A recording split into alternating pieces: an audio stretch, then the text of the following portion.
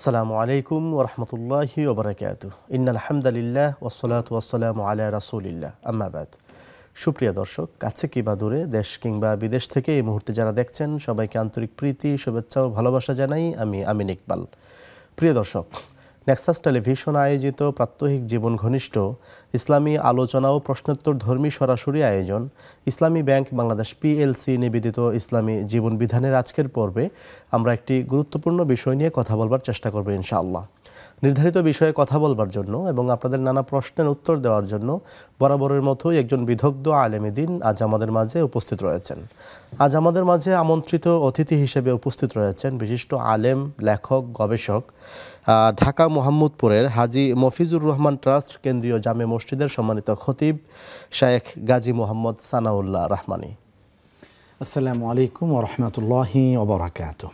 ওয়ালাইকুম আসসালাম ওয়া রাহমাতুল্লাহি ওয়া বারাকাতুহু। ওস্তাদ কেমন আছেন? আলহামদুলিল্লাহ, আল্লাহ তাআলা খুবই ভালো রেখেছেন এবং আলোকিত একটি আয়োজনে, আলোকিত রাতসমূহের মধ্যে অন্যতম একটি রাতে, যে রাতগুলির কসম আল্লাহ তাআলা খেয়েছেন, ওয়াল ফাজরি ওয়া লায়ালিন আশর, যেই রাতগুলির শপথ আল্লাহ তাআলা করেছেন, তেমন একটি রাতে একটি আয়োজনে আপনার সাথে আবারও একত্রিত হওয়ার তৌফিক পেলাম। আলহামদুলিল্লাহ, আল্লাহ তাআলা শুকরিয়া আদায় করছি। আলহামদুলিল্লাহ, আমরাও আপনার কৃতজ্ঞতা প্রকাশ করি আপনার গুরুত্বপূর্ণ সময় থেকে আমাদের সঙ্গে কিছু সময় শেয়ার করছেন। জাযাকুমুল্লাহ খাইর। শুকরান। সুপ্রিয় দর্শক, আমরা বরাবরই একটি নির্ধারিত বিষয় নিয়ে আলোচনা করে থাকি। আজ আমরা যে বিষয়টি নিয়ে কথা বলবো খুবই সমসাময়িক এবং গুরুত্বপূর্ণ বিষয়। তা হচ্ছে যেসব ভুলে বাতিল হতে পারে আপনার কুরবানি। নিশ্চয়ই আমরা জানি যে আর কয়েকদিন পরেই পবিত্র ঈদ উল আজহা পালিত হবে। আর পবিত্র ঈদ উল আজহায় সবচেয়ে বড় যে আমল তা হচ্ছে পশু কুরবানি করা। আল্লাহর নামে আমরা যে পশু কুরবানি করে থাকি, সেই পশু কুরবানির কিছু বিধান আছে, বিধি আছে। নিশ্চয়ই আমরা সেসব মেনে কুরবানি করব। তবে কিছু ভুল আমরা করে থাকি, যে ভুলের কারণে আমাদের পশু কুরবানিটা আল্লাহর কাছে নাও পৌঁছতে পারে। এই জন্য চলুন আজকের নির্ধারিত বিষয়ে আলোচনা শুনি শায়েখের কাছ থেকে। তার আগে প্রিয় দর্শক বলে রাখি, চাইলে আপনারাও আমাদের সঙ্গে যুক্ত হতে পারবেন। তার জন্য স্ক্রিনে ভেসে ওঠা নাম্বারে ফোন করে আপনার জীবন ঘনিষ্ঠ যে কোনো প্রশ্ন রাখতে পারবেন। প্রিয় দর্শক, আমাদের এই আয়োজনটি নেক্সাস টেলিভিশনের পর্দার পাশাপাশি আমাদের Facebook page Nexus television Islamic এবং আমাদের ইউটিউব চ্যানেল, সেখানেও সরাসরি প্রদর্শন করা হচ্ছে। চাইলে আমাদের ফেসবুক কিংবা ইউটিউবে লাইক, কমেন্টস কিংবা শেয়ার করে আমাদের সঙ্গে যুক্ত থাকতে পারবেন। তো দর্শক, চলুন আর দেরি না করে আজকের অতিথির কাছে ফিরে যাই। শায়েখ, যেমনটা বলছিলাম, কোরবানির সময় ঘনিয়ে আসছে। ঈদ উল আজহায় আমরা যে পশু কুরবানি করি, কী সব ভুলের কারণে কুরবানিটা বাতিল হতে পারে বলে মনে হয়? আলহামদুলিল্লাহি রাব্বিল আলামিন ওয়াসসালাতু ওয়াসসালামু আলা রাসূলিল আমিন ওয়া আলা আলিহি ওয়া আসহাবিহি আজমাইন ওয়া মান তাবিআহুম বিইহসানিন ওয়া ঈমানিন ইলা ইয়াউমিদ্দিন। দেখুন, কুরবানি এটি একটি উৎসব এবং একটি ইবাদা। হযরত ইব্রাহিম আলাইহিস সালাতু ওয়াসসালামের সেই বিখ্যাত উক্তি, যেটি রব্বুল আলামিন কোরআনুল কারীম উদ্ধৃত করেছেন, ইন্না সলাতি ওয়া নুসুকি ওয়া মাহইয়ায়া ওয়া মামাতি লিল্লাহি রাব্বিল আলামিন। ইন্না সলাতি, নিশ্চয় আমার নামাজ এটি আল্লাহর জন্য, অনুসুকি, নিশ্চয় আমার কুরবানি এটি আল্লাহর জন্য। রাসূল করিম সাল্লাল্লাহু আলাইহি ওয়াসাল্লাম আমাদেরকে জানিয়েছেন, ঈদুল আজহার দিনে আল্লাহ তাআলার কাছে সবচেয়ে প্রিয় আমল হলো কুরবানি। কুরবানি কখন বিশুদ্ধ হয়, কখন বিশুদ্ধ হয় না, এর দুটো মাপকাঠি। পশুর ক্ষেত্রে কিছু ফিকহি বিধান আছে। পশু যদি অন্ধ হয় কুরবানি হবে না। পশু যদি লেজবিহীন হয় কুরবানি হবে না। পশুর শিং যদি গোড়া থেকে ভেঙে যায় কুরবানি হবে না। পশু যদি মস্তিষ্ক দিক থেকে সুস্থ না হয় কুরবানি হবে না। অতি দুর্বল, দাঁড়াচ্ছে না, নিস্তেজ শরীর, হবে না। এগুলো হলো ফিকহি মাসালা। ফিকহি মাসালা বলার আগে আমি বলতে চাই, পশু অসুস্থ হলে যেমন কুরবানি হবে না, আমার নিয়ত অশুদ্ধ হলেও কুরবানি হবে না। এজন্য আমরা পশুটা খুব সবল দেখতে চাই, তাজা দেখতে চাই। নিঃসন্দেহে এটা ভালো গুণ, কিন্তু এমন যেন না হয় পশু সবল ছিল কিন্তু আমার নিয়ত দুর্বল ছিল। পশু সবল ছিল, গাবতলীর হাট থেকে 10 লক্ষ টাকা দিয়ে আমি হিরো আলম কিনে নিয়ে এসেছি, একেবারে গলায় মালা পরিয়ে, গরুর এখন বিচিত্র রকমের নাম দেখা যায়, আমি নিয়ে এসেছি, কিন্তু দেখা গেল যে পশু তো ছিল 10 লাখ টাকার।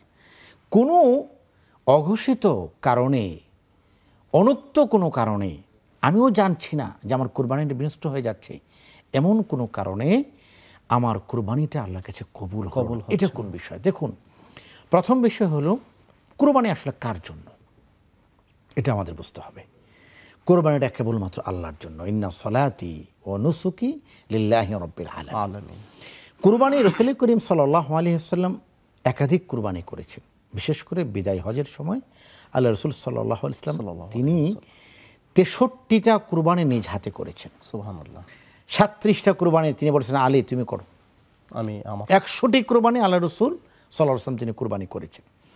আমরা কুরবানির ক্ষেত্রে কিছু হলো আমরা এফরাত করি, কিছু তাফরিদ করি। এফরাত তাফরিদ কাকে বলে? হয়তো বাড়াবাড়ি করি অথবা ছাড়াছাড়ি করি। বাড়াবাড়ি কোনটা?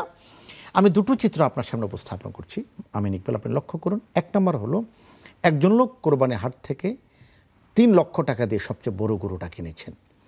সেই গরু হাট থেকে তার বাসায় আসা পর্যন্ত 2.5 ঘন্টা গরুটা লাইভে ছিল।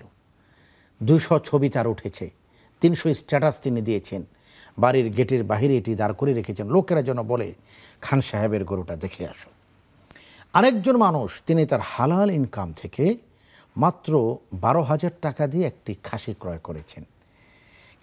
খাসিটাকে তিনি নিয়ে এসেছেন, 12,000 টাকার খাসি ছিল, দেখতে বিশাল আকায় ছিল না, আকার আকৃতি অনেক বড় ছিল না, কেউ ছবি তুলতে আসেনি, লাইভ ছিল না, সেলফি ছিল না। খুব যে লোকজন জিজ্ঞেস করেছে দাম কত, এটিও হয়নি।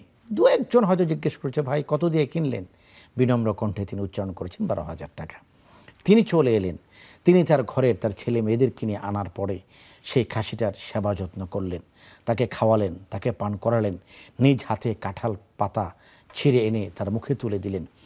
কুরবানি ঈদের আগের দিন রাতের বেলা তিনি এটাকে আরও সুন্দর করে আদর করলেন। আজ শেষ রাত, যে রাতের পরে এই প্রাণীটির সাথে আমার আর দেখা হবে না। কুরবানির দিন সকালে তিনি নিজে গোসল করার আগে খাসিটিকে গোসল করালেন। নিজে তার সন্তানদেরকে যেমন গোসল করান, সন্তানদেরকে যেমন সুসজ্জিত করেন, এই খাসিটিকে সুসজ্জিত করলেন। দেখুন, ইসলাম সৌন্দর্যের বিপরীত নয়। গরুর যে মালা আমরা পরাচ্ছি এটা সুন্নাহ, এটাকে আবার কালায়দা বলে। রাসূল করিম সাল্লাল্লাহু আলাইহি ওয়াসাল্লাম এই মালা পরাতে বলছেন, চিহ্নিত করতে বলেছেন, দাগ দাও, এটা আমি কুরবানি দেব। সেই খাসিটিকে তিনি সাজালেন। কুরবানি যখন হচ্ছে খাসিটি, কুরবানি ছুরি যেন সে খাসির গলায় নয়, ছাগলের গলায় নয়, যেন তার সন্তানের গলায় পড়ছে। এ কারণে ছাগলের গলা থেকে রক্ত বেরোবার আগে তার চোখ থেকে টপ টপ করে পানি পড়ছে। তিনি কাঁদছেন কেন? কারণ তিনি জানেন এই খাসিটি কেমন যেন তার পরিবারের সদস্য হয়ে গিয়েছিল। আর সেই যে 10 লাখ টাকা 8 লাখ টাকার সেলফির সেই কুরবানি, সেখানে আমরা দেখছি কেবল সেলফি আর ছবি। আনন্দ আছে কিন্তু কান্না নেই, আবেগ নেই, আকুতি নেই। আমি আপনাকে ফিকার মাসলা বলছি, আল্লাহর জন্য উৎসর্গ নেই। আমি আপনাকে বলছি এটি হলো আত্মিকতার মাসলা। সেটি হলো সেই গরু থেকে এই খাসির মূল্য আল্লাহর কাছে অনেক বেশি। জি, শাইখ খুব চমৎকার বলছিলেন। আমাদের সঙ্গে দর্শক আছেন। ইনশাআল্লাহ। আসসালামু আলাইকুম ওয়া রাহমাতুল্লাহ। ওয়ালাইকুম আসসালাম ওয়া রাহমাতুল্লাহ। জি দর্শক বলুন। আমার একটা প্রশ্ন ছিল যে অনেকে আছেন যে 4 বার 5 বার করে বড় হজ বা উমরা হজ করেন, এই টাকাটা যদি কোনো অসুস্থ ব্যক্তির পিছনে বড় বড় অসুখ হয়, যাদের যেমন কিডনির সমস্যা বা ক্যান্সারের মতো রোগীদের পিছনে যদি খরচ করে, তাহলে কি হজের চেয়ে এটাতেই বেশি সওয়াব হবে নাকি এই হজটাতে তার বেশি সওয়াব হবে? এটাই ছিল আমার একটা প্রশ্ন। আচ্ছা, ঠিক আছে, আমাদের সঙ্গেই থাকুন। আমাদের সঙ্গে আরো একজন দর্শক যুক্ত আছেন। দর্শক আসসালামু আলাইকুম ওয়া রাহমাতুল্লাহ। আসসালামু আলাইকুম আসসালাম ওয়া রাহমাতুল্লাহ। জি, ভালো আছেন? আলহামদুলিল্লাহ ভালো আছি। আপনি কেমন আছেন? আমি সাহেবকে আবার সালাম দিচ্ছি। আমার 3টা প্রশ্ন ছিল। জি বলুন। জি, প্রথম প্রশ্ন হচ্ছে যে কোরবানির যে চামড়াটা কোন মানে বিশেষ আমি কোথায় কোন খাতে দিলে সর্বোত্তম হবে আর কি, কাদের জন্য প্রযোজ্য আর কি? হ্যাঁ, এটা 2 নম্বর হচ্ছে যে কোরবানির যে করবো এটা কি হুজুরের মাধ্যমে করা উত্তম না নিজে জবাই করলে সেটা বেশি উত্তম হবে? জি। আরেকটি প্রশ্ন হচ্ছে, প্রশ্নটা আমার কালকে করেছিলাম, আমি সঠিক উত্তরটা আমি পাইনি, কারণ ওই পত্রিকার মধ্যে আজকের পত্রিকায় এটা টপিকটা উঠে। জি দর্শক শুনতে পাচ্ছেন? সম্ভবত সংযুক্তি বিচ্ছিন্ন হয়েছেন। দর্শক আমাদের সঙ্গেই থাকুন। শাইখ, আমরা আপনার কথা শুনছিলাম। প্রথম বিষয় হলো আমার কুরবানির নিয়তটা যেন বিশুদ্ধ হয়। কার জন্য? সবকিছু আল্লাহর জন্য। আপনি সবচেয়ে বড়টা কিনুন। কেন? আল্লাহ আপনাকে সামর্থ্য দিয়েছেন। আমি শুরুতেই বলেছি রাসূল করিম সাল্লাল্লাহু আলাইহি ওয়াসাল্লাম 100টি কুরবানি করেছেন। আমরা অনেককে আরেকটি ভুল করতে দেখি। 100 কোটি টাকার মানুষ তিনি পরিবারের সকলের পক্ষ থেকে একটি গরু কুরবানি করেন। হতে পারে তার গরুর দাম 2 লাখ টাকা। আমি বলতে চাই এমন নয়, আপনি প্রত্যেক ব্যক্তির পক্ষ থেকে আলাদা আলাদা কুরবানি করুন। পরিবারের 7 জন 7টি গরু কুরবানি করুন। তাহলে লোকে কি বলবে? আমি কি লোক দেখানোর জন্য করছি? না, আপনি আল্লাহকে দেখানোর জন্য করছেন। কুরবানির দিন সবচেয়ে বড় ইবাদত কুরবানি করা। যত বেশি করবেন তত সওয়াব হবে। সামর্থ্য আছেন, আপনার 3 ছেলে 2 মেয়ে, 3 ছেলের পক্ষ থেকে 3টে গরু, 2 মেয়ের পক্ষ থেকে আরও 2টো গরু, 5টি গরু, আপনার পক্ষ থেকে একটি, আপনার স্ত্রীর পক্ষ থেকে একটি, 60টি গরু কুরবানি করেন। দেখুন, কুরবানি আল্লাহর জন্য। এজন্য কোন কুরবানি শুদ্ধ নয়? যে কুরবানিতে নিয়তটা অশুদ্ধ। নিয়ত যদি অশুদ্ধ হয়ে যায়, আমার কুরবানি শুদ্ধ হবে না। 2 নম্বর বিষয় হলো, আমরা মনে করি কার উপর কুরবানি ওয়াজিব? ওই ব্যক্তির উপর কুরবানি ওয়াজিব যিনি সাহেবে নেসাব। সাহেবে নেসাব কাকে বলে? যিনি যাকাতের নেসাব। একটু পার্থক্য আছে। 1 নম্বর বিষয় হলো, যাকাতের নেসাবের ক্ষেত্রে 1 বছর পূর্ণ হওয়া আবশ্যক। যাকাতের নেসাবের ক্ষেত্রে সাথে ওনার কাছে অর্থ করে যাকাতের যে মূল্য, কেউ বলছেন 70,000 টাকা, কেউ বলছেন 75,000 টাকা, এই পরিমাণ অর্থ থাকা আবশ্যক। কুরবানির ক্ষেত্রে এটি নয়। যাকাতের ক্ষেত্রে ব্যবহার্য জিনিসপত্র, বাড়ি গাড়ি, এটা যাকাতের ক্ষেত্রে ধরা হয় না, কুরবানির ক্ষেত্রে এটা ধরা হবে। ঘরের যেই মাল সামানা আছে, ফার্নিচার আছে, এগুলিও কুরবানির ক্ষেত্রে ধরা হবে। এবার আপনি একজন আলেমের কাছে গিয়ে বলুন যে আমার এই হলো সিচুয়েশন, এটা হলো আমার পজিশন এবং এই হলো সিচুয়েশন, আমার উপর কুরবানি ওয়াজিব আছে কিনা। আমি মনে করি বর্তমান সময়ে উচ্চবিত্তের কথা বাদ, মধ্যবিত্তের মধ্যে 80% ভাই বোনদের উপর কুরবানি ওয়াজিব। 3 নম্বর বিষয় হলো, যে সমস্ত কারণে আমাদের কুরবানি নষ্ট হয়ে যাচ্ছে। পরিবারের ছেলে, তিনি এই পরিবারের প্রধানতম ব্যক্তি উপার্জনের দিক থেকে, তিনি কুরবানি দিচ্ছেন তার বাবা এবং মায়ের নামে, নিজের নামে দিচ্ছেন না। এই কুরবানি হবে না। কারণ হলো কুরবানি তার উপর ওয়াজিব ছিল। কি করতে হবে? আমাকে আমার নামে দিতে হবে। হ্যাঁ, যদি আমি একটি গরু কুরবানি দিই, সেখানে আমি আমার মায়ের নামকে যুক্ত করব, সেখানে আমি আমার বাবার নামকে যুক্ত করব। আর নয়তো আমি সবাইকে বলবো যে 1 গরুতে 60টি নাম যুক্ত হবে। অন্যদের নামে দিচ্ছি, এখানে বিনয়ের বিষয় না, এখানে এখানে মাসালার বিষয়। অনেকে আছেন ছেলে সার্ভিস করছেন, ছেলের উপর কুরবানি ওয়াজিব, এই ছেলে মা বাবার নামে কুরবানি দিচ্ছেন। আমি অনুরোধ করব দর্শকদেরকে, আমরা যেন সমস্ত মাসআলাগুলি জেনে তারপর আমি কুরবানি করি। অনেক সময় দেখা যায় প্রবাসে থাকে ছেলে, তিনি টাকা পাঠাচ্ছেন কিন্তু তার নামে হচ্ছে না। আপনি যেটা বলছিলেন আর কি, ছেলে প্রবাসে থাকে কিন্তু বাবা মায়ের নামে হচ্ছে। ছেলে যে প্রবাস থেকে ইনকাম করছেন তার চিন্তাও বাবাও করছেন না অনেক সময়, নিঃসন্দেহে। তো ছেলের উপর কুরবানি ওয়াজিব। চতুর্থ যে ভুলটির কারণে অনেক সময় দৃশ্যত কুরবানি হচ্ছে কিন্তু পশুটা আসলে কুরবানি হয়নি, এরকম খুবই একটি জটিল বিষয় হলো, লক্ষ্য করুন, একটি পশু কুরবানির ক্ষেত্রে তার 4টি রগ কাটতে হয়। দুপাশের দুটো। আমরা নিশ্চয়ই গুরুত্বপূর্ণ কথাটা একটু পরে শুনবো। 2জন দর্শক আছে। জি প্লিজ। আসসালামু আলাইকুম ওয়া রাহমাতুল্লাহ। জি দর্শক বলুন। লালমাটিয়া থেকে বলছি। জি হুজুর, আমি বলছিলাম আমি একজনের সঙ্গে ভাগে কোরবানি করব, কিন্তু পরে জানলাম সে হারাম ইনকাম করে। এখন আমার প্রশ্ন, ওর সঙ্গে কোরবানি দেওয়া কি জায়েজ হবে? আচ্ছা, আর কি প্রশ্ন আছে? ঠিক আছে, আমাদের সঙ্গেই থাকুন। আমাদের সঙ্গে আরো একজন দর্শক যুক্ত আছেন। দর্শক আসসালামু আলাইকুম ওয়া রাহমাতুল্লাহ। ওয়া আলাইকুম আসসালাম ওয়া রাহমাতুল্লাহি ওয়া বারাকাতুহু। আমি মিরপুর 13 থেকে বলছি। আমি আপনাদের রোজ একজন দর্শক। আমি আপনাদেরকে অনেক ভালোবাসি, এই অনুষ্ঠান দেখি। আমরাও আপনাকে ভালোবাসি আল্লাহর জন্য। জি, এখন আমার একটা প্রশ্ন, সেটা হচ্ছে আমি এই আরাফার রোজাটা রাখতে চাই। এখন এই তারিখ নিয়ে কনফিউশন, যে যেদিন আরাফার দিন সেদিন তো আমাদের আবার 8 তারিখ, আবার যেদিন আবার আমাদের মানে আরাফার 9 তারিখ, সেদিন আবার ওখানে কোরবানি হচ্ছে। এখন আসলে রোজাটা কোন দিন রাখবো? বুঝতে পেরেছি। আর কোন প্রশ্ন? আরেকটা প্রশ্ন হচ্ছে যে আমার একটা রোগের জন্য গাছের কিছু একটা শিকড় আমি মাদুলিতে বেঁধে আমি রাখতে চাই, বাট ভরসা রাখবো আল্লাহর উপরে, বাট আল্লাহর নিয়ামত আমি রাখবো, আল্লাহর উপর ভরসা রাখবো, সেটা কি শিরক হবে তাবিজ হিসাবে? আচ্ছা, বুঝতে পেরেছি। আমাদের সঙ্গেই থাকুন। শেষ কথা। গুরুত্বপূর্ণ বিষয় হলো, একটি পশুর 4টি রোগ কাটতে হয়। জি, 2টো সাহারক, একটি কণ্ঠনালী, একটি খাদ্যনালী। আমাদের এখন যেটা হয়ে থাকে সমাজের চিত্র, জবেটা ইমাম সাহেব করেন, জি, ইমাম সাহেব জবে করার কিছু যখন শুরু করেন এর কিছু সময়ের পরেই আমাদের কসাই ভাই যারা আছেন তারা ইমাম সাহেবের কাছ থেকে ছুরিটা নিয়ে তারা সহযোগিতা করেন। এটা মন্দ নয়, এটা ভালো, কিন্তু লক্ষ্য রাখতে হবে যদি ইমাম সাহেব যখন জবে করছেন ওই জবে করার সময় যদি 3টি রগ কেটে যায় তাহলে আলহামদুলিল্লাহ, আর এমন যদি হয় যে 3টি রগ কাটেনি, 2টি কেটেছে, তাহলে 1টি কেটেছে, বাকিটা কসাই বা সহযোগিতা করছেন, এক্ষেত্রে কসাই ভাই যখন জবে করবেন তখন তিনি যেন বিসমিল্লাহি আল্লাহু আকবার উচ্চারণ করেন। তিনি যদি বিসমিল্লাহি আল্লাহু আকবার উচ্চারণ না করেন তাহলে এই কুরবানি হবে না, এই পশু হালাল হবে না। এজন্য লক্ষ্য রাখতে হবে একটি পশুর 4টি রগ যেন কাটা হয়, 2টো সাহারক, একটি হলো কণ্ঠনালী, একটি খাদ্যনালী, এটা আমাদের সবাই বুঝি। ইমাম সাহেব যখন জবে করছেন যখন যদি 3টি রগ কাটা হয়ে থাকে আলহামদুলিল্লাহ, আর যদি ইমাম সাহেবের কাজের অর্ধ কাজ করার পরে কসাই ভাইয়ের সহযোগিতা করেন তখন তিনি যেন বিসমিল্লাহি আল্লাহু আকবার বলেন। এই বিষয়টি অত্যন্ত গুরুত্বপূর্ণ, এটি না জানার কারণে আল্লাহ ক্ষমা করুক আমাদের কারো কুরবানি বিপদগ্রস্ত হয়ে যাচ্ছে। জি শেখ, আমাদের একটা বিরতিতে যাওয়ার সময় হচ্ছে। প্রিয় দর্শক, আমরা দেখছিলাম ইসলামী ব্যাংক বাংলাদেশ PLC নিবেদিত ইসলামী জীবন বিধান। ছোট্ট একটি বিরতি শেষে আবারও ফিরছি, আমাদের সঙ্গেই থাকুন।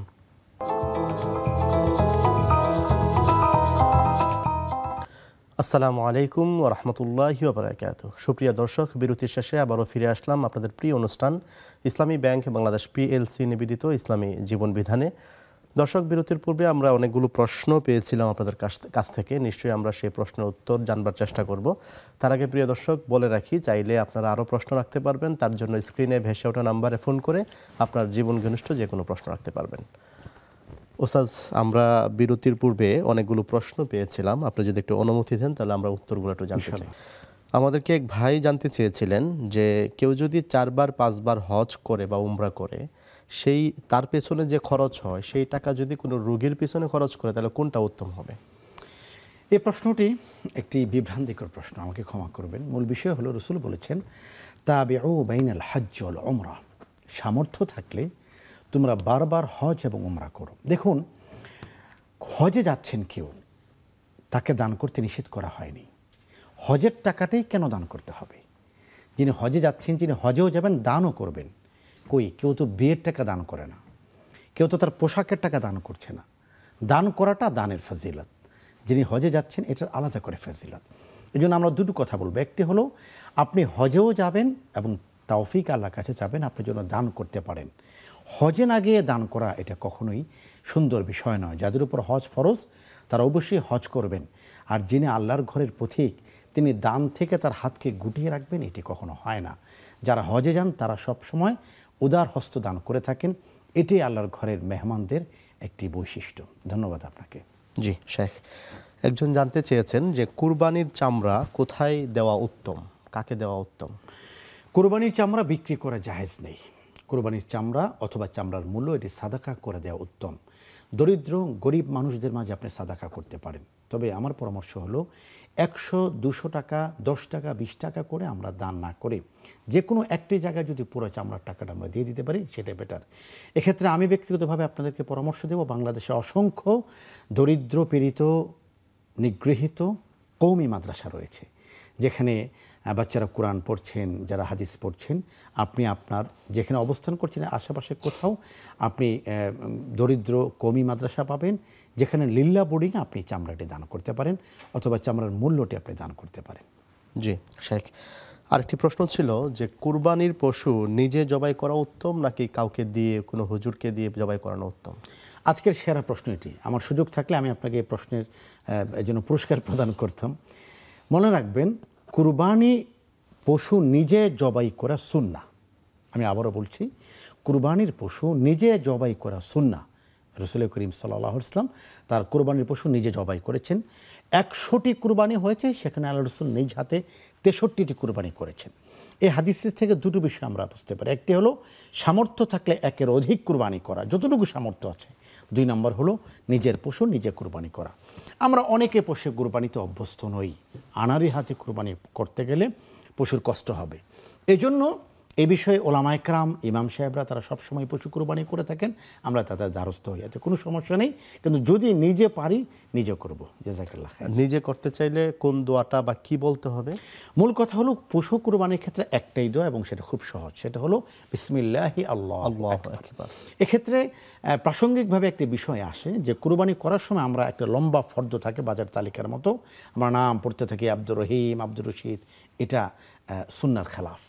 কুরবানি করার সময় উচ্চস্বরে নামগুলো পড়তে থাকা, সবাই মিলে গরুটাকে ধরেছেন, 7 জন 8 জন লোক গরু ধরেছেন, ইমাম সাহেব ছুরি হাতি নিয়ে দাঁড়াচ্ছেন, নাম পড়া শেষ হচ্ছে না, নামের সাথে ডেজিনেশন আছে, বিভিন্ন পরিচয় আছে, উপাধি আছে, এগুলি শেষ হতে হতে কুরবানির পশুর কষ্ট হচ্ছে।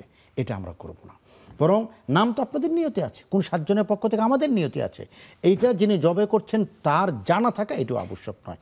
আমাদের পক্ষ থেকে কুরবানি হুজুর বিসমিল্লাহ, যিনি পশু কুরবানি করছেন বিসমিল্লাহ আল্লাহু আকবার বললে এটা আপনাদের সকলের পক্ষ থেকে কুরবানি আদায় হয়ে যাবে। জি, শেখ আমাদের সঙ্গে দর্শক আছেন। জি, আসসালামু আলাইকুম ওয়া রাহমাতুল্লাহ। ওয়ালাইকুম আসসালাম। আসসালামু আলাইকুম। ওয়ালাইকুম আসসালাম। স্যার আমাদের হুজুর আমাদের প্রশ্ন, জি প্রথম যে আমি যে সেহরি না খাই, এই যে হাজার রোজা রাখছি, এখন যে সেহরি না খালি কি এই রোজা হবে? যে রাতে এই যে রাতে এই টাইমে খায়া যে একবারে রোজা রাখতে গেলি আর ওঠে না। আর একটা প্রশ্ন যে আগুনে পুড়ে শরীরের মাঝে যখন ঠোসা পড়ে যায়, এই ঠোসা রোজা অবস্থায় যদি গলে যায় তাহলে কি আমাদের রোজা হবে? একটা প্রশ্ন যে কি পড়ে গেলে ঠোসা পড়ে, আচ্ছা বুঝতে পেরেছি, রোজা অবস্থায় ওই গলে গেলে রোজা হবে নাকি? আর একটা প্রশ্ন যে আপনার অনেকেই তো কুরবানি দিচ্ছে আলহামদুলিল্লাহ ভালো, আমরা যারা কুরবানি দিতে পারছি না আমরা কি এমন আমল করলে সবটা পাবো, কুরবানির সবটা পাবো? ঠিক আছে, আমাদের সঙ্গেই থাকুন। শেখ, অনেকগুলো প্রশ্ন জমেছে, এর মধ্যে একটি প্রশ্ন এক ভাই জানতে চেয়েছিলেন যে আমি যদি কারোর সঙ্গে ভাগে কুরবানি দিতে চাই আর আমি জানতে পারি যার সঙ্গে ভাগে দিচ্ছি তিনি হারাম উপার্জন করছেন, তাহলে তার সঙ্গে কুরবানি দেওয়া যাবে কিনা?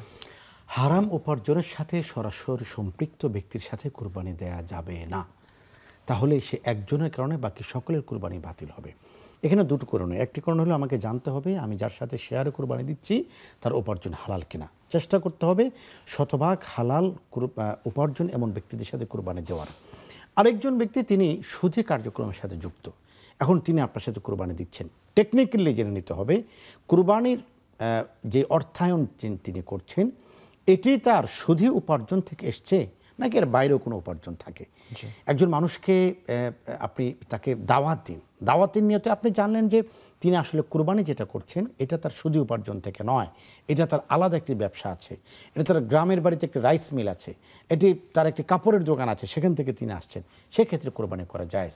এবং এই যে একটি বিষয় সকলে আমরা জানতে চাই, সকলে আমরা বুঝতে চাই যে হারাম উপার্জনের সাথে যুক্ত কারোর সাথে কোরবানি দেওয়া যাবে কিনা, আমি মনে করি এটাও হারাম থেকে বেরিয়ে এসে হালাল উপার্জনে জীবনকে প্রদীপ্ত করার একটি অনন্য দাওয়া। আল্লাহ তাআলা আমাদের সবাইকে হারাম উপার্জন থেকে বেঁচে থাকার তৌফিক দান করুন।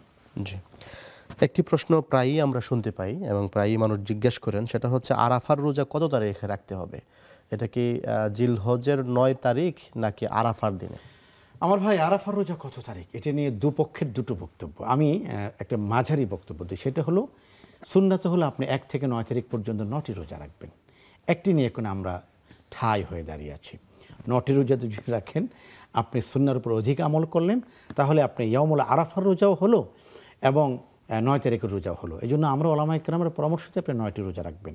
9টি যদি রাখতে না পারেন কমপক্ষে 2টো রাখুন। দেখুন বাংলাদেশে এবার আমাদের জিলহজ শুরু হয়েছে সৌদি আরবের একদিন পরে, সুতরাং সৌদি আরবে যেদিন আরাফা হবে সেদিন আমাদের আরাফা হচ্ছে না। আমি সেই তার্কিক বিতর্কে যাচ্ছি না, আমি আপনাকে পরামর্শ দেব কমপক্ষে 2টো রাখুন। যেদিন সৌদি আরবে আরাফা সেদিনও রাখুন, যেদিন বাংলাদেশ আরাফা সেদিনও রাখুন, এটা সবচেয়ে বেটার। ধন্যবাদ আপনাকে। জি, এক ভাই জানতে চেয়েছিলেন যে তিনি রোগের কারণে গাছের একটি শেকড় তার তাবিজের মতো করে ঝুলিয়ে রাখতে চান, তিনি বিশ্বাস করেন রোগের সুস্থতা দিবেন আল্লাহ, কিন্তু সেই শেকড়টা রাখতে পারবেন কিনা? ঔষধি গাছ আমাদের সমাজে প্রচুর, অনেক গাছেরই আল্লাহ মেহেরবানি ঔষধি গুণ থাকে, তো সেক্ষেত্রে আপনি ব্যবহার করতে পারেন। এবং আপনি যে কথাটি বলেছেন এটি হলো সবচেয়ে গুরুত্বপূর্ণ কথা, যা আকীদা এবং বিশ্বাস সেটি হলো রোগ থেকে মুক্তির মালিক একমাত্র আল্লাহ, শুধু একটি ওসিলা হিসেবে অথবা প্রতিষেধক হিসেবে ওষুধ গাছটাকে ব্যবহার করা হচ্ছে, এতে আপত্তির কিছু নেই। জি, শাইখ, এক বোন জানতে চেয়েছেন যে এখন যে এই রোজা রাখছেন তিনি, তো সেহরির টাইমে সেহরি না খেয়ে আগের রাতের খেয়ে নিচ্ছেন, এতে করে রোজার কোনো অসুবিধা হবে কিনা? এখানে আমার বোন দুটো বিষয়। একটি হলো যে রাসূল করিম সাল্লাল্লাহু আলাইহি ওয়াসাল্লাম সেহরি খেতে বলেছেন, তাসাহারু ফাইন্না ফিস সুহুরি বারাকা। রাসূল বলেছেন তোমরা সেহরি খাও, এতে বরকত রয়েছে। কোনো কারণে আপনি খেলেন না, এতে করে রোজা হবে না এমন নয়। কেউ কেউ বলেছেন নফল রোজার ক্ষেত্রে সূর্য ঢলার আগেই নিয়ত করতে হবে। যেহেতু আপনি রাত থেকে নিয়ত করছেন, তো নিয়ত তো আপনার হয়ে গেল, কিন্তু ইচ্ছাকৃতভাবে সেহরিটা ছেড়ে দেওয়া এটা উত্তম নয়। যেহেতু সুন্নাহ, আপনি একটি খেজুর খেলেন, আপনি এক গ্লাস পানি খেলেন, আপনি এক কাপ দুধ খেলেন, বেশ কিছুটা খেয়ে নিলেন সেহরির নিয়তে, সেহরিও হয়ে গেল, সুন্নাহ আদায় হয়ে গেল। আর যদি না করেন রোজা কোনো ক্ষতিগ্রস্ত এবার নয়, তবে এটা সুন্নাহর খেলাফ। ধন্যবাদ আপনাকে। শাইখ, আরেকটি বিরতিতে যাওয়ার সময় হয়েছে ইনশাআল্লাহ তাআলা। প্রিয় দর্শক, আপনারা দেখছেন ইসলামী ব্যাংক বাংলাদেশ PLC নিবেদিত ইসলামী জীবন বিধান। আমরা ছোট্ট একটি বিরতি শেষেই ফিরছি, আমাদের সঙ্গেই থাকুন।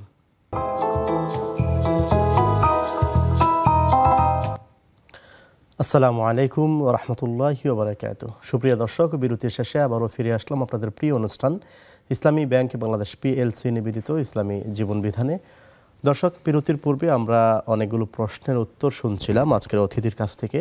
আমরা আবারও সেই প্রশ্নের উত্তর শুনতে চাই। তার আগে প্রিয় দর্শক বলে রাখি, চাইলে আপনারা আরও প্রশ্ন করতে পারবেন। তার জন্য স্ক্রিনে ভেসে ওঠা ফোন নাম্বারে ফোন করতে হবে।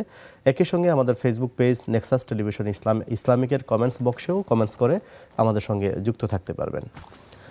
ওস্তাদ, আমরা অনেকগুলো প্রশ্নের উত্তর আপনার কাছ থেকে শুনেছি, এবং বিশেষ করে আসলে আজকে আমাদের কাছে যে প্রশ্নগুলো আসছে এই হজ, কুরবানি এবং রোজা সংক্রান্ত সমসাময়িক বিষয়, নিশ্চয়ই আমাদের দর্শকরা অনেক সচেতন এবং যে প্রশ্নগুলো যখন জানবার প্রয়োজন সেই প্রশ্নগুলো জানবার চেষ্টা করছেন। আমাদের আরেক বোন প্রশ্ন করেছিলেন যে রোজা অবস্থায় যদি আগুনে পড়ে তার হাতের বা শরীরের কোনো জায়গায় ঠোসা পড়ে যায়, এতে করে রোজা ভাঙবে কিনা? আমার বোন, আপনাকে ধন্যবাদ। প্রথম বিষয় হলো, এই কথাটি আমি অনেকবার বলেছি এবং আপনাদের হৃদয়ে এই কথাটি বসাতে চাই, ইসলাম খুব সহজ। ইসলাম কঠিন কোনো ধর্ম নয় যে পান থেকে চুন খসলেই রোজা ভেঙে যাবে। ইসলাম এত কঠিন নয়। রোজা অবস্থায় কোনো কিছু খেলে, ইচ্ছাকৃতভাবে খেলে এবং পান করলে রোজা ভাঙে। এটা হলো রোজার বড় কারণ। হাতে ফুসকা পড়েছে, সেটা ফেটে গিয়েছে, সেখান থেকে পানি পড়েছে, এত ঠুনকো কারণে রোজা ভঙ্গ হয় না। রক্ত ঝরলেও রোজা ভঙ্গ হবে না ইনশাআল্লাহ তাআলা। জি। আরেকটি প্রশ্ন এমন ছিল, তিনি জানতে চেয়েছেন যে আমরা যারা কুরবানি দেওয়ার সামর্থ্য রাখি না, আমাদের জন্য কি করণীয়? অনেক চমৎকার প্রশ্ন, অনেক গুরুত্বপূর্ণ প্রশ্ন। প্রথম বিষয় হলো, রাসূল করিম সাল্লাল্লাহু আলাইহি ওয়াসাল্লাম আমাদেরকে সুসংবাদ দিয়েছেন, যারা কুরবানি দিতে পারছে না এদের করণীয় কাজ দুটো। এক নম্বর হলো, এবছর পারছি না, আগামী বছর কুরবানি দেব, এই নিয়ত করা। নিয়তের মালিক আমি, তৌফিক দাতা একমাত্র আল্লাহ রাব্বুল আলামিন। নিয়তটা আমি করব যে আল্লাহ তুমি আমাকে তৌফিক দিও, তুমি যদি আমাকে তৌফিক দাও আমি আগামী বছর কুরবানি করব ইনশাআল্লাহ তাআলা। নিয়ত করার কারণে আল্লাহ তাআলা মুমিনকে পরিপূর্ণ সওয়াব দেন। এটি হলো এক নম্বর। দুই নম্বর হলো, জিলহজ মাস যেদিন থেকে এলো সেদিন থেকে হাজি যারা আল্লাহর ঘরে যাচ্ছেন, তারা যখন এহরাম বাঁধেন তখন তারা চুল কাটেন না, নখ কাটেন না, গোঁফ কাটেন না। যারা কুরবানি করবেন তাদেরকে বলা হয়েছে যে তোমরাও হাজিদের সাথে সামঞ্জস্য রাখার জন্য তোমরাও চুল কাটবে না, নখ কাটবে না, গোঁফ কাটবে না। কেন? দৃশ্য তো তাদের জন্য। তাহলে বোঝা গেল যে যারা হজে যেতে পারছেন না তারাও হজে না গিয়েও সওয়াব পাচ্ছেন। কেন? হাজিদের সাথে সামঞ্জস্য করার মাধ্যমে। একজন সাহাবী যারা বলেন, ইয়া রাসূলুল্লাহ, আমিও কুরবানি করতে চাই, কিন্তু আমার কাছে একটি মাত্র গাভী আছে। এই গাভীটির দুগ্ধ দহন করে আমি আমার পরিবারকে খাওয়াই, পান করাই, এবং এটি বিক্রি করে আমি আমার জীবিকা নির্বাহ করি। ইয়া রাসূলুল্লাহ, আমি কি আমার গাভীটিকে কুরবানি করে ফেলবো? দেখুন, মানবতার নবী সাইয়্যিদুল আউয়ালিন ওয়াল আখিরিন রাসূল করিম সাল্লাল্লাহু আলাইহি ওয়াসাল্লাম বলেছেন, না, এটি তুমি করবে না। কারণ এটি তো তোমার পরিবারের একটি গুরুত্বপূর্ণ রিজিকের ব্যবস্থা, তোমার উপার্জনের একটি মাধ্যম। তুমি এটি কুরবানি করবে না। তুমি এক কাজ করো, যেহেতু তুমি কুরবানি করতে পারছো না, তুমিও তাদের মতো করে, যারা কুরবানি করছে তুমিও তাদের মতো করে নখ কাটা থেকে চুল কাটা থেকে, গোঁফ কাটা থেকে বিরত থাকো। আল্লাহ তাআলা তোমাকেও কুরবানি যারা করবেন তাদের মধ্যে সওয়াব প্রদান করবেন। সুবহানাল্লাহ বিহামদি। এই জন্য আমি বলবো আমরা যারা কুরবানি করছি না তারা দুটো কাজ করবো। একটি হলো নিয়ত করব আগামী বছর ইনশাআল্লাহ তাআলা আমরা যেন কুরবানি দিতে পারি, নিয়তের মাধ্যমে পরিপূর্ণ সওয়াব আমরা পাবো। 2 নম্বর হলো কুরবানি যারা করবেন তারা যেমন চুল, গোঁফ, নখ কাটছেন না, আমরাও তাদের মতো আমল করব, সাদৃশ্য করব ইনশাআল্লাহ তাআলা। এই সাদৃশ্য অবলম্বন করার কারণেও রব্বুল আলামিন আমাকে কুরবানি করার সওয়াব দান করবেন ইনশাআল্লাহ। জি উস্তাদ, আমাদের সঙ্গে দর্শক আছেন। জি, আসসালামু আলাইকুম ওয়া রাহমাতুল্লাহ। আসসালামু আলাইকুম। ওয়া আলাইকুম আসসালাম। জি দর্শক বলুন। ওয়ালাইকুম আসসালাম। আসসালামু আলাইকুম। জি দর্শক, ওয়া আলাইকুম আসসালাম, বলুন।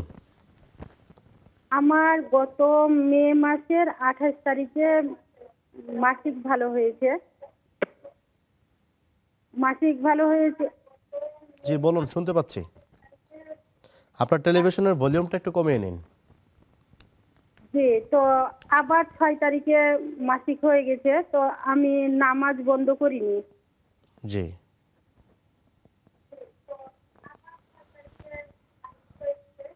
জি শুনতে পাচ্ছি। তারপর আর কোনো প্রশ্ন? জি না, আমার প্রশ্ন এটা যে আমি নামাজ পড়বো কি পড়বো না। বুঝতে পেরেছি। আপনার এমনিতে নরমালি নিয়মিত নিয়মটা কি, কত দিনের হয়? মাসে হয়, তবে গতবার 2.5 মাস পর হয়েছিল। আমার বয়স 52। আচ্ছা, ঠিক আছে, আমাদের সঙ্গেই থাকুন। শায়েখ নিশ্চয়ই শুনতে পেয়েছেন প্রশ্নটি। মে মাসের 28 তারিখ হয়েছিল, তারপর আবার 6 তারিখ হয়েছে এই মাসে। তিনি এখন নামাজ পড়বেন নাকি পড়বেন না? আমার বোন, বিষয়টি হলো প্রত্যেক মা বোনদেরই এটার একটি নির্ধারিত সীমা আছে, কারো 3 দিন, কারো 7 দিন। যদি আপনার কাছে মনে হয় যে আপনি আপনার সীমানার মধ্যে আছেন, তাহলে তো সেটা আপনার সীমার মধ্যে আছেন। আর যদি এমন মনে হয় যে না আপনি সীমানার বাইরে এটা হচ্ছে, সীমানার বাইরেও যদি হয় তাহলে এটা ইস্তেহাজা, সেক্ষেত্রে আপনি নামাজ পড়তে পারেন। এখন আসলে নিয়মিত আপনার সীমানা কতটুকু এটা আপনি সবচেয়ে ভালো জানেন। আপনি বলেছেন বয়স 52 বছর, তার মানে এটা আপনি তো নির্ধারিত এবং 2.5 মাস পরে হচ্ছে অনেক সময়, আপনি তো ভালো করে জানেন। তো আপনি একজন নারী চিকিৎসকের শরণাপন্ন হন, তিনি আপনার বিষয়টি ভালো বলতে পারবেন যে এটি আসলে কেন অনিয়মিতটা হচ্ছে। আপনার যদি সীমানার বাইরে হয়ে থাকে তাহলে এটি ইস্তেহাজা, আপনি নামাজ পড়তে পারবেন। ধন্যবাদ। শাইখ, আমরা একটু ফেসবুক থেকে কয়েকটি প্রশ্ন নিয়ে নিই। আমাদের ফেসবুকে অনেকে কমেন্টস করে জানতে চাচ্ছেন। এর মধ্যে নুসরাত ইয়াসমিন নামে একজন জানতে চাচ্ছেন যে সামর্থ্য থাকলে কোরবানি করা একজন মুসলমানের জন্য সুন্নত নাকি ওয়াজিব? সামর্থ্য থাকলে কোরবানি করা প্রতিজন মুসলিম নর নারীর উপর ওয়াজিব। জি, তিনি আরও জানতে চেয়েছেন যে কি পরিমাণ টাকা থাকলে কোরবানি দিতে হবে। এটি চমৎকার বিষয়। নেসাব পরিমাণ, নেসাব কাকে বলে? সেটা হলো 7.5 ভরি স্বর্ণ, 52.5 ভরি রূপা। 7.5 ভরি স্বর্ণ, 52.5 ভরি রূপার দাম কত? ধরুন আপনি যদি 52.5 ভরির রূপার দাম ধরেন, সেটা 72,000 টাকা মনে কারেন্ট রেট, 60 থেকে 70, 100 আরও কম ছিল, 150,000 টাকা হলেই হতো। যখন আমরা ধরি 60 থেকে 70,000 টাকা পরিমাণ সম্পদ অথবা অর্থ অথবা সম্পদ যার আছে তার উপর কোরবানি ওয়াজিব, তাকে অবশ্যই কোরবানি করতে হবে। জি, শাইখ একজন দর্শক আছেন। জি, আসসালামু আলাইকুম ওয়া রাহমাতুল্লাহ। ওয়ালাইকুম আসসালাম। জি দর্শক বলুন। আমার প্রশ্ন হচ্ছে বিছানায় নামাজ হবে কিনা, আর হচ্ছে মেয়েদের কুলুপ ব্যবহার না করলে বলে নামাজ হয় না। এই দুইটা প্রশ্নের উত্তর জানা। ঠিক আছে, আমাদের সঙ্গেই থাকুন।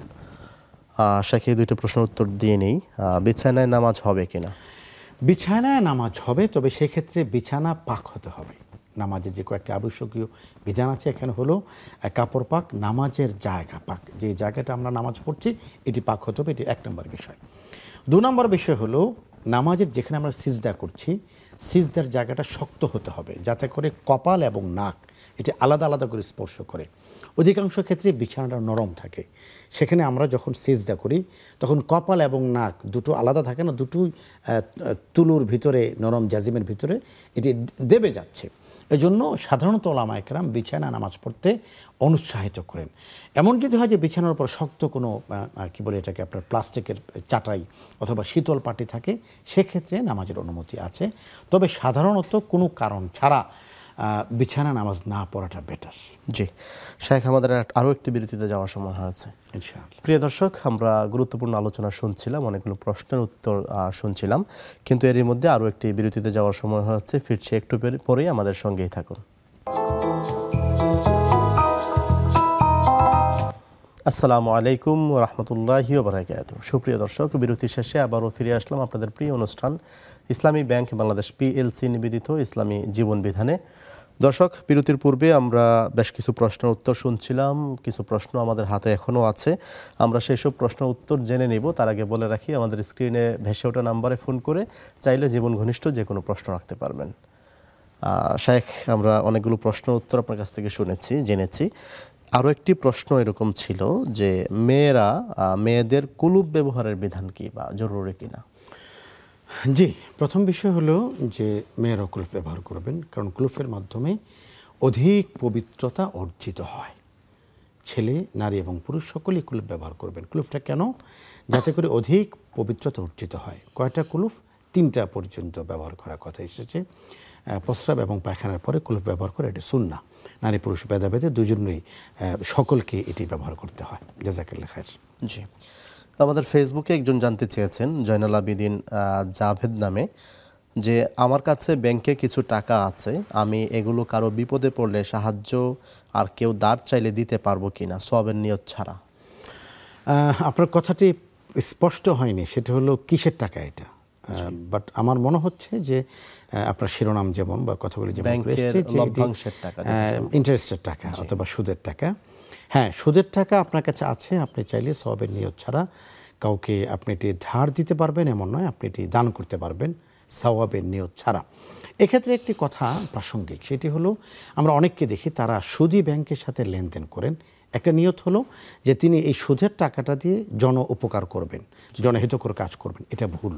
লক্ষ্য করুন, আপনি আজকে 2024 সালের আজকের দিনটাতে, অর্থাৎ আজকে তো 10 তারিখ, 10 তারিখে আপনি জানলেন যে আপনার এই টাকাটা হারাম। এখন আপনি এটি কী করবেন? এটিকে আপনি পানিতে ফেলে দিবেন, আগুনে জ্বালিয়ে দিবেন? না। এই ক্ষেত্রে বলা হয়েছে এই টাকাটা আপনি সওয়াবের নিয়ত ছাড়া কাউকে দান করে দেন। আপনি জানছেন যে সুদ হারাম, আপনি যাচ্ছেন যে ইন্টারেস্ট হারাম, জেনেও এটাকে কন্টিনিউ করছেন মানবতার কল্যাণের জন্য, এটা ইসলাম সমর্থন করে না, এটা কন্টিনিউ করা যাবে না। জি, শেখ একজন দর্শক আছেন। জি, আসসালামু আলাইকুম ওয়া রাহমাতুল্লাহ। সম্ভবত লাইনটি কেটে গিয়েছে। দর্শক, আবার চেষ্টা করুন, ইনশাল্লাহ আমাদের সঙ্গেই থাকুন। শেখ, ফেসবুকে আমরা আরও কিছু প্রশ্ন দেখতে পাচ্ছি। এর মধ্যে সাইয়েদা মিম নামে একজন জানতে চেয়েছেন, সামর্থ্য থাকার পরও যদি কেউ কুরবানি না দেয় তাহলে কি ধরনের গুনাহ হবে? রাসূল করিম সাল্লাল্লাহু আলাইহি ওয়াসাল্লাম তিনি রাহমাতুল লিল আলামিন, তিনি ভয়ঙ্কর কথা খুব কম বলেন। তিনি মানুষকে সুসংবাদ বেশি দেন।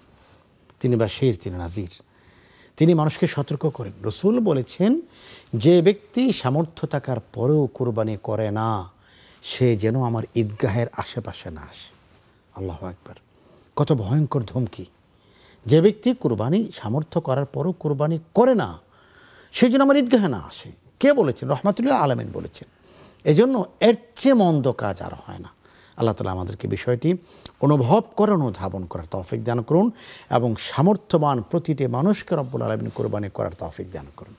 জি, আরও একটি জিনিস জানতে চেয়েছেন যে হাজিরা হজ করার আগে কতদিন সাবান সুগন্ধি ব্যবহার করতে পারবেন না? সাবান সুগন্ধির সাথে হজের সম্পর্ক নেই, সাবান সুগন্ধির সাথে এহরামের সম্পর্ক। হজ 3 প্রকার: হজ্জে ইফরাদ, হজ্জে কারান, হজ্জে তামাত্তু। হজ্জে ইফরাদকারী ব্যক্তি ঢাকা থেকে গিয়ে তিনি হজ পর্যন্ত এহরামের হালাতে থাকেন, সুতরাং তিনি 10 জিলহজের আগে, অর্থাৎ কুরবানি আপনার 10 জিলহজ, তিনি জামারায় পাথর নিক্ষেপের আগ পর্যন্ত তিনি সাবান ব্যবহার করতে পারবেন না। হজ্জে তামাত্তু, তিনি ঢাকা থেকে গিয়ে ওমরা পালন করছেন, ওমরা পালন শেষ তিনি স্বাভাবিক জীবন যাপন করবেন, নর্মাল কাপড় চোপড় পরবেন, তিনি সাবান ব্যবহার করতে পারবেন। আবার 7 জিলহজ তিনি হজের জন্য হারাম পাচ্ছেন, তিনি 7 তারিখ, 8 তারিখ, 9 তারিখ, 10 তারিখ জামারা করার পরে যখন কুরবানি হয়ে গেল, তিনি হালাল হয়ে গেলেন, এরপর তিনি সাবান ব্যবহার করতে পারবেন। হজ্জে কারান পালনকারী ব্যক্তি প্রথমে ওমরা করবেন, এরপরও তিনি এহরামের কাপড় খুলবেন না, এহরামের হালাতে থাকবেন, তারপর তিনি হজ করবেন। হজের পরে জামারাতের পরে তিনি কুরবানি করবেন, এরপরে মাথার চুল হলক করার পরে তিনি সাবান ব্যবহার করতে পারবেন। সাবান ব্যবহার করা, সুগন্ধি ব্যবহার করার সাথে এহরামের সম্পর্ক হজের নয়। জি, শাহ একজন দর্শক আছেন। জি, আসসালামু আলাইকুম ওয়া রাহমাতুল্লাহ। দর্শক শুনতে পাচ্ছেন? হ্যালো, আসসালামু আলাইকুম। ওয়ালাইকুম আসসালাম। বাড়িদারা থেকে বলছি আমি, নাহিদা বেগম। জি, আপনার টেলিভিশনের ভলিউমটা কমিয়ে তারপর বলুন। হুজুর, আমি জানতে চাচ্ছিলাম কি 4 জন কি ভাগে কুরবানি দেওয়া যাবে? আপনার টেলিভিশনের ভলিউমটা কমিয়ে নিন বোন। 4 জনে কি ভাগে কুরবানি দেওয়া যাবে? আর হইছে নামাজে পায়ের পাতা দেখলে কি নামাজ হবে? নামাজে পায়ের পাতা দেখা গেলে? হ্যাঁ। আচ্ছা, ঠিক আছে, আমাদের সঙ্গেই থাকুন। আসসালামু আলাইকুম। ওয়ালাইকুম আসসালাম। শাইখ, নামাজে যদি পায়ের পাতা দেখা যায় নামাজ হবে কিনা? জি, আমার বোন দুটো প্রশ্ন করেছেন। প্রথম প্রশ্নটা মনে ছিল যে 4 জন ভাগে কুরবানি দেওয়া যাবে? অবশ্যই যাবে। আমরা এক্ষেত্রে একটু ভুল করি, অনেকে মনে করি যে 7 জন ছাড়া ভাগ হবে না, এটি ভুল। 4 জন হয়েছে আলহামদুলিল্লাহ। কেউ মনে করেন বেজোর হতে হবে, আবশ্যক না, এটি নয়। ইসলাম খুব সহজ, 4 জনে মিলে ভাগে কোরবানি করা যাবে। তবে লক্ষ্য রাখতে হবে 4 জনের ভাগ সমান যেন হয়, অর্থনৈতিক অংশগ্রহণটা যেন সমান হয়, কোরবানি করা যাবে। আর 2 নম্বর প্রশ্ন যেটি করেছেন যে পায়ের পাতা দেখা গেলে নামাজ হবে কিনা, নামাজ হবে, কোনো সমস্যা নেই, নামাজ হয়ে যাবে। জি, শেখ আরেকজন জানতে চেয়েছেন ফেসবুকে যে আজ রোজা অবস্থায় ভুলে খাবার মিষ্টি হয়েছে কিনা টেস্ট করে ফেলি, রোজা হবে না সন্দেহে, পরে ভেঙে ফেলি, এটা কি ঠিক হলো বা কি করা উচিত ছিল? না, রোজা হবে না ভেবে যে ভেঙে ফেলেছি, এটা ঠিক হয়নি। প্রথম কথা হলো ভুলে একটু মিষ্টি চেখে নেওয়া কেন, আপনি ভুলে যদি বুফে খাবারও খেয়ে ফেলেন তাহলে আপনার রোজা ভাঙবে না। ইসলাম খুব চমৎকার করেছেন, রোজা ভাঙবে না। হ্যাঁ, যখন মনে হলো যে আমি তো ভুলে এটা খেয়ে ফেলেছি, তখন থেকে আপনি অ্যালার্ট হয়ে যাবেন, তখন থেকে আপনার খাবার পানীয় কিছু গ্রহণ করবেন না, কারণ আপনি তো রোজাই আছেন। একজন ব্যক্তি রোজা ভেঙে ফেলেছে ইচ্ছাকৃতভাবে, এই ব্যক্তির উপর বিধান হলো বাকি দিন রমজানে সে রোজার মতো করেই থাকবে। আর যদি নফল রোজা হয় তাহলে সে পরে কাজা করে নেবে, কোনো সমস্যা নেই। জি, শেখ মাহফুজা মুস্তফা নামে একজন জানতে চেয়েছেন যে ওজিফার বই থেকে বিনা অজুতে কোরআনের বড় সূরা পড়া যাবে কিনা? অজু ছাড়া কোরআনের সূরা পড়া যাবে, সেটা যদি মুখস্থ হয়। কিন্তু আপনার প্রশ্নে একটা বিষয় এসছে, সেটা হলো ওজিফার বই থেকে। তার মানে হলো আপনি সেটি খুলে পড়ছেন, দেখে পড়ছেন, ধরে পড়ছেন। যেখানে কোরআনের আয়াত আছে এই জায়গাটায় অজু ছাড়া স্পর্শ করা যাবে না। কোরআনের আয়াত যেখানে আছে এই জায়গাটায় আঙুল লাগানো যাবে না, হাত দিয়ে স্পর্শ করা যাবে না অজু ছাড়া। হ্যাঁ, আপনি মুখস্থ পড়ছেন, একটি কাগজে আছে সেখানে আপনি হাত লাগাননি, একটি ক্যালিগ্রাফি আছে সেটা আপনি পড়ছেন, আয়াতুল কুরসি আছে সেটা আপনি পড়ছেন, সূরা ইয়াসিনের একটি অংশ আছে সেটা আপনি পড়ছেন। না ধরে স্পর্শ না করে পড়া যাবে, কিন্তু অজু ছাড়া কোরআনের কোনো আয়াত, কোরআনের কোনো অংশ স্পর্শ করা যাবে না। শেখ, আমরা একেবারে শেষ পর্যায়ে আছি, আর হয়তো সর্বোচ্চ 1 মিনিট সময় পাবো, আমরা যদি বিষয়ে একটু কথা শুনতাম। প্রথম বিষয় হলো কোন পশু কুরবানি হবে না? যেই পশুতে রিয়া আছে, লোক দেখানো আছে, লৌকিকতা আছে, যেই পশুতে আল্লাহর সন্তুষ্টির পরিবর্তে মানুষের সন্তুষ্টি যুক্ত, এই পশু কুরবানি হবে না। মাসলার দিক থেকে তো হয়ে যাবে, ইখলাসের দিক থেকে হবে না। এই জন্য কুরবানিটা আল্লাহর জন্য। নামাজটা যেমন আল্লাহর জন্য, হজটা যেমন আল্লাহর জন্য, কুরবানিটা আল্লাহর জন্য। এই কথাকে আমার হৃদয়ে বসাই নেই যে কুরবানি লিল্লাহি রাব্বিল আলামিন, আমার আল্লাহর জন্য। তাহলে আপনি দেখবেন গরুর ক্ষেত্রে আমার ইখলাস কাজ করছে, নিয়তের ক্ষেত্রে আমার ইখলাস কাজ করছে, গরুর প্রতি ভালোবাসা যাচ্ছে, গোশত বন্টনের ক্ষেত্রে ইখলাস কাজ করছে। আপনারা দেখবেন যে কুরবানির আগে ডিপ ফ্রিজের দাম কমে যায়। এটি কেন? এই ফ্রিজ কোম্পানিগুলি আমাদেরকে উৎসাহ দেয় যে পুরো গরুটা আস্তটা আপনি ডিপ ফ্রিজে ঢুকিয়ে ফেলুন না। হ্যাঁ, গরুর এই আস্তটা আমি যদি ঢুকিয়ে ফেলে হারাম হবে এমন নয়, কিন্তু আমার মনটা কেন এত ছোট হবে? বরং ওর অপরের পাতে যখন আমি তুলে দেব তখন সত্যিকার অর্থে আমার হৃদয়টা ভরে উঠবে। এই জন্য ত্যাগ এবং কুরবানির ঈদ, কুরবানি আসে আমাদেরকে ত্যাগ শেখানোর জন্য, আমাদেরকে অন্যের প্রতি দয়ার্থ হওয়া শেখানোর জন্য। আল্লাহ রাব্বুল আলামিন ত্যাগ এবং ইখলাসের সঙ্গে আমাদের কুরবানি করার তৌফিক দান করুন। আমিন, আমিন। শেখ, আপনাকে অসংখ্য ধন্যবাদ জানাই এবং কৃতজ্ঞতা প্রকাশ করি, গুরুত্বপূর্ণ সময় দিয়ে আমাদের অনেকগুলো প্রশ্নের উত্তর জানাতে পেরেছেন। জাযাকাল্লাহ খায়ের, আপনাকে অনেক শুকরিয়া। নেক্সাস টেলিভিশন কর্তৃপক্ষ এবং ইসলামী জীবন বিধান 1000 পর্ব পেরিয়ে এগিয়ে যাচ্ছে লাখো পর্বের দিকে ইনশাআল্লাহ তাআলা। সকল দর্শক শ্রোতাকেও অভিনন্দন, মোবারকবাদ। রব্বুল আলামিন আমাদের সকলের কুরবানিকে নিষ্ঠার সাথে, ইখলাসের সাথে কবুল করুন। আমিন, আমিন। প্রিয় দর্শক, এতক্ষণ আমরা শুনছিলাম গুরুত্বপূর্ণ আলোচনা। আজ আলোচনা করছিলেন আপনাদের সুপরিচিত প্রিয় মুখ গাজী মোহাম্মদ সানাউল্লাহ রহমানী। এতক্ষণ আমরা ইসলামী ব্যাংক বাংলাদেশ পিএলসি নিবেদিত ইসলামী জীবন বিধানের পর্বে ছিলাম। প্রিয় দর্শক, আজকের মতো এখানেই বিদায় নিতে যাচ্ছি। আগামী দিন নতুন একটি বিষয় নিয়ে নতুন একজন অতিথির সঙ্গে আবারও দেখা হবে, কথা হবে। ততক্ষণ পর্যন্ত সবাই ভালো থাকবেন, সুস্থ থাকবেন, নেক্সাস টেলিভিশনের সঙ্গেই থাকবেন। আসসালামু আলাইকুম ওয়া রাহমাতুল্লাহি ওয়া বারাকাতুহু।